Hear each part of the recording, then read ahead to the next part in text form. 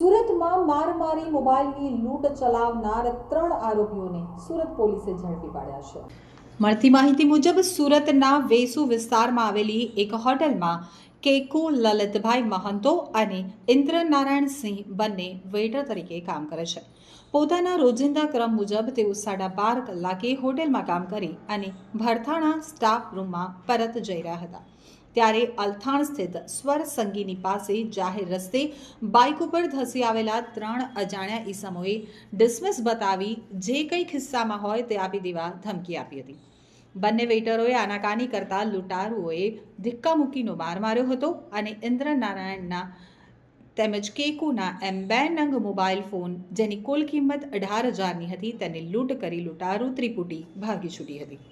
તો લૂંટના બનાવ અંગે અલથાણ પોલીસ મથકમાં ગુનો નોંધાયો હતો, જેમાં પોલીસે તલસ્પર્શી તપાસ હાથ ધરી અને લૂંટમાં સંડોવાયેલા પ્રેમ સીતારામ ભેવસેન શિન રાજેશ વાઘ અને કાયદાના સંઘર્ષમાં આવેલ બાળકિશોરને બાતમીના આધારે ઝડપી પાડ્યા હતા।